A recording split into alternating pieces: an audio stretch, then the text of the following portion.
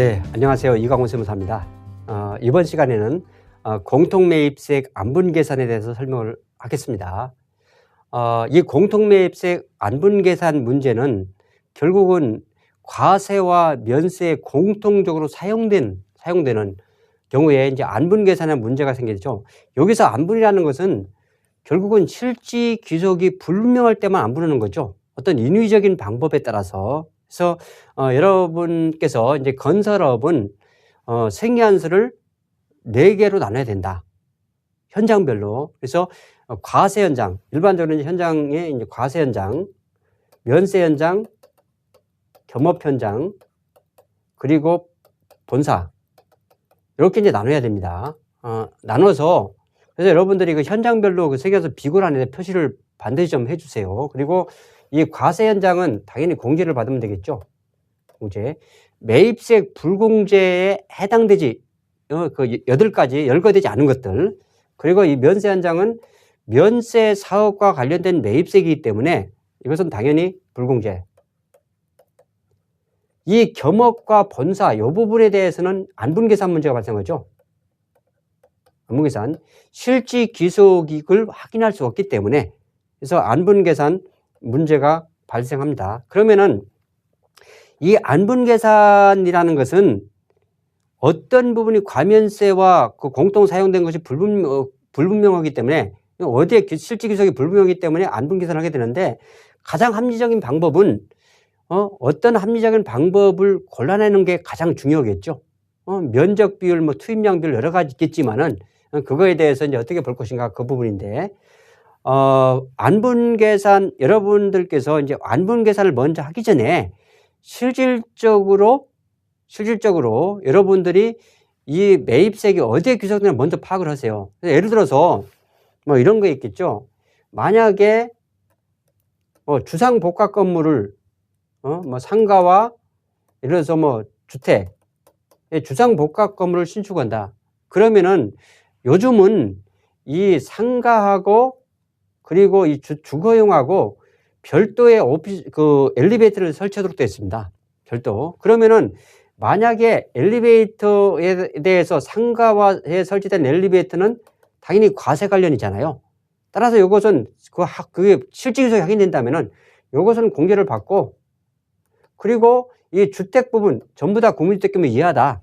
그럼 요거와 위에서 설치된 엘리베이터는 당연히 불공제. 이런 식으로 가야 되지 무조건 공통매입세액으로 해가지고 안분계산하면 안 된다는 겁니다. 그리고 만약에 예를 들어서 분양수수료가 있다. 그럼 분양수수료면은 당연히 어느 것을 분양하면서 지급한 것이냐. 주택은 전부 다 선분양됐어요. 그럼 분양수수료가 예를 들어서 안 들어갔다. 자동차로 그냥 분양됐기 때문에. 근데 상가는 분양이 안 돼서 거기서 분양수수료를 상당히 많이 지급했다. 그러면 상가와 관련된 것은 당연히 과세사업과 관련되기 때문에 당연히 공제가 되겠죠. 다만 이제 이때 상가는 토지와 건물로 구성이 되기 때문에 건물 부분만 공제를 받기 때문에 안분계산, 그 토지 건물로 이런 식으로. 그래서 여러분들이 실지 귀속이 뭔지를 먼저 판단해야 된다.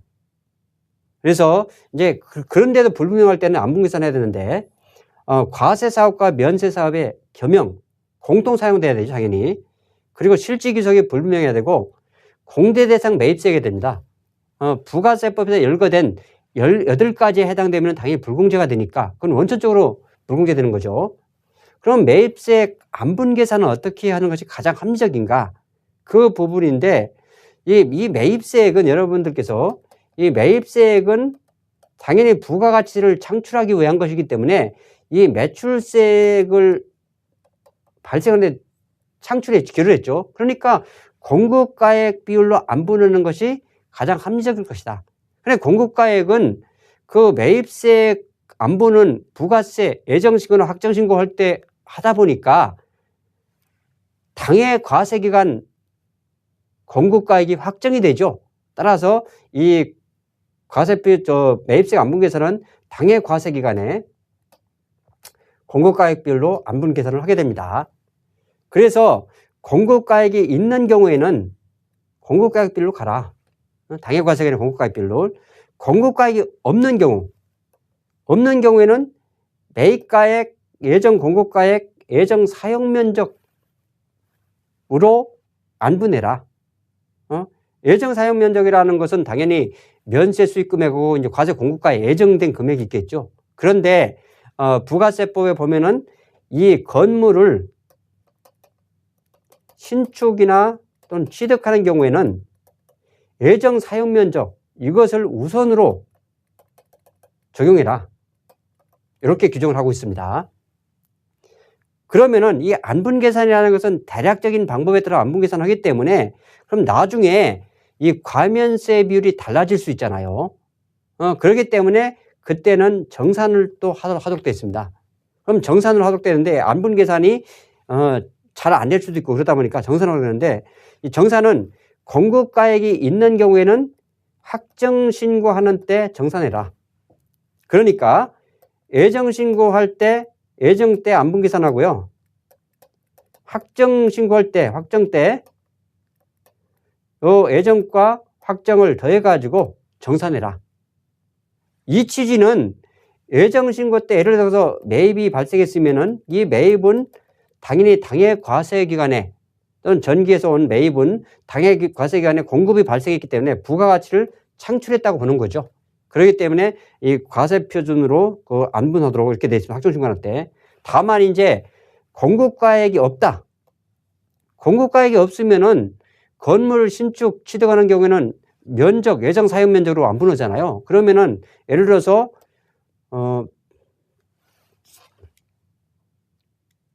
안분계산할 때 만약에 예정신고 때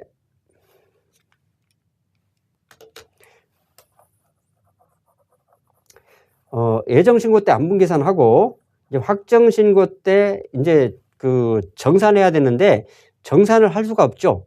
왜냐하면 면적이 확정이 안 됐기 때문에. 그래서 해당 과세기간에 공급가액이 없는 경우에는 일반적으로 예정 때 과면세 비율이 만약에 4대 6이다.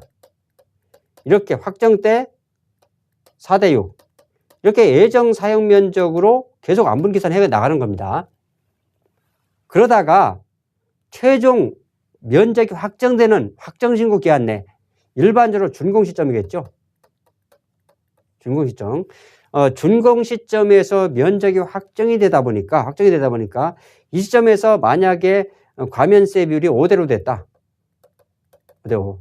그러면은 이 시점에서 어떻게 정산을 해라. 어떻게? 처음부터 끝까지 매입세에 대해서 5대 2로 정산해서 추가적으로 납부하든 또는 환급을 받든 이렇게 정산하도록 되어 있습니다. 그래서 여러분들이 공급가액이 있으면 공급가액 비율로 예정신고 때 안분계산, 확정신고 때 정산 이런 절차를 거치시면 되고요. 공급가액이 없을 경우에는 계속 예정사용면적으로 안분계산해 나가다가 준공 시점에서 처음부터 끝까지 정산 절차를 거쳐야 된다. 그리고 처음에 예정사용면적으로 안분계산했는데 추후에 공급가액이 발생했다고 하더라도 처음부터 예정사용 면적이면은 면적 기준으로 가야 된다. 면적이면은 면적으로 끝까지 사용 면적으로 가야 됩니다. 중간에 뭐 공급가액 비율을 바꾸거나 그러시면 안 된다. 이렇게 이해를 하시고요. 납부환급세액 재계산 부분인데 이럴 수가 있죠. 우리가 일반 매입은 당해과세기간 내에 이제 투입이 돼가지고 부가치를 창출한다고 보지만은 그렇지 않고 감가상각자산, 이 감가상각자산은 계속적으로 부가가치를 창출하죠.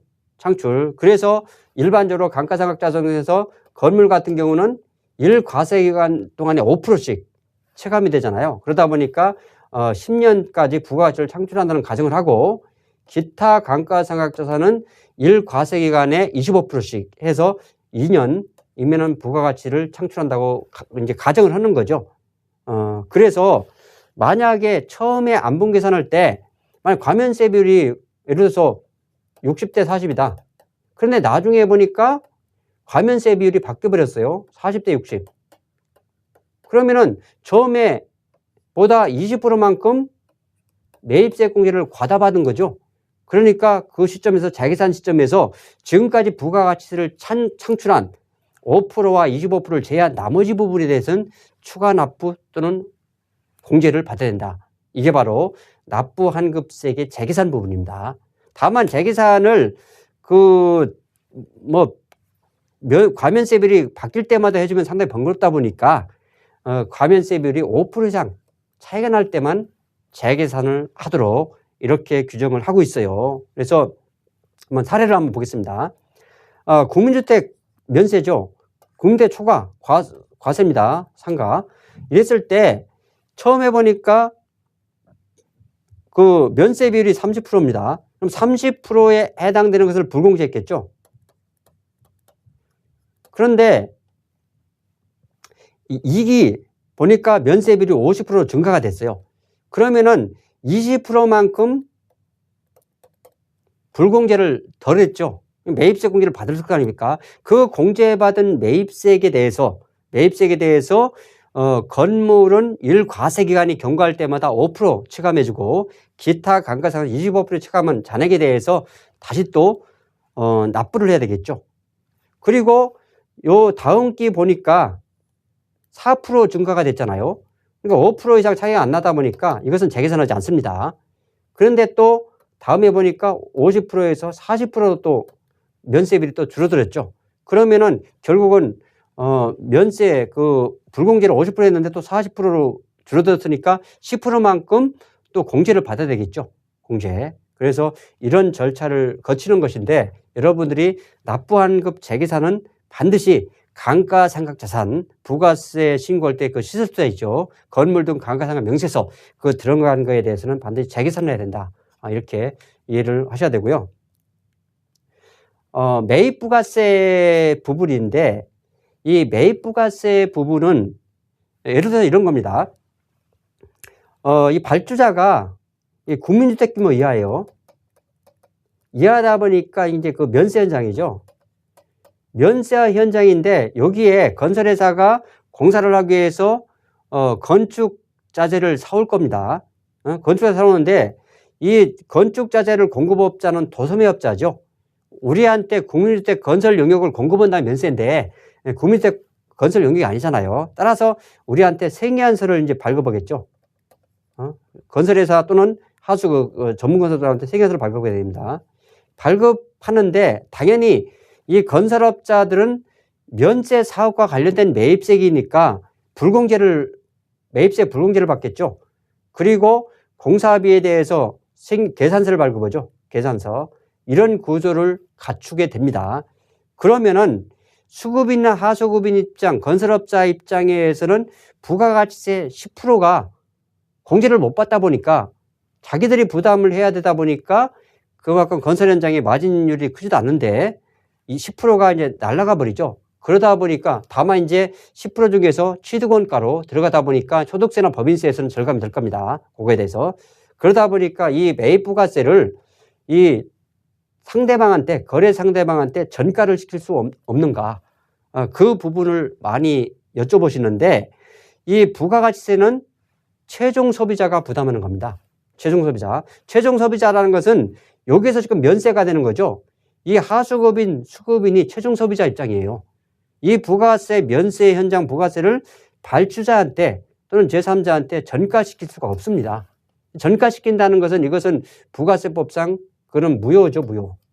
그렇기 때문에 결국은 이 건설업자들이 손해를 안 보기 위해서는 매입세 불공제되는 10% 해당되는 만큼 그 공사 원가 산정할 때 그 매입부가세를 포함해 가지고 도급 금액을 그만큼 높여야 된다는 거죠. 그래 가지고 공사비로 받아야 되는 것이지 이것을 부가세 별도다 이런 약정을 하시면은 안 된다는 겁니다. 이번 시간에 주로 그 과세표준 안분계산, 매입세가 안분계산, 정산 재계산 그리고 매입부가세에 대해서 설명을 드렸습니다. 예, 수고 많으셨습니다.